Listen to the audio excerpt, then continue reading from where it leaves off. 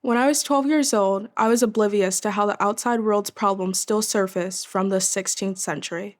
One bus ride forever scarred my life. On the bus, I was talking to my friend about the upcoming football game, and we were coordinating our outfits.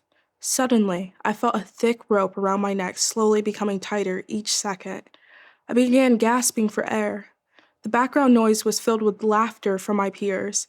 In those seconds, I thought about how this moment could not be the end of my story. A tear slowly ran down my cheek. Finally, the rope loosened and I was in disbelief. For the rest of the bus ride, I sat in silence. I immediately went home and told my dad, each sentence pausing, trying not to shed another tear. Towards the end of the conversation, I asked him, "Why me?" At a young age, I was forced to realize the world was cruel to an African American girl in the 21st century. In the midst of my situation, I attempted to reach out. I reached out to administrators who turned a blind eye to the situation. I reached out to my counselor who tried to sugarcoat the bus ride. Lastly, I reached out to the Ohio Civil Rights Department, which took 6 years to reach back out. I felt isolated. After this experience, I learned to process my confusion, loneliness, and hatred. After processing this experience, I wanted to ensure this did not happen to another African American girl, boy, or anyone else. I wanted to stop the hate through activism. As an activist for racial equality, I joined a women-led diversity group. I was relieved when I realized young women my age encountered these same cruel experiences.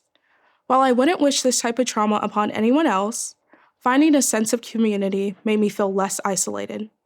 Slowly, after each meeting, the feeling of isolation began to disappear. Reflecting on that one bus ride, I knew my school needed social justice reform.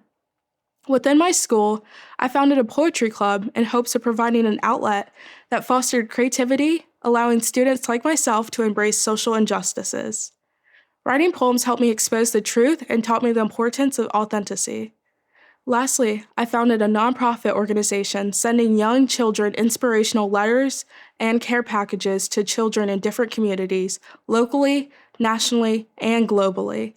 These experiences not only showed me how to redirect my anger, but how to grow from my atrocities. Hate has penetrated our society for many years. However, it is our response to hate that holds significant weight. In the words of Martin Luther King Jr., "Darkness cannot drive out darkness. Only light can do that. Hate cannot drive out hate. Only love can do that."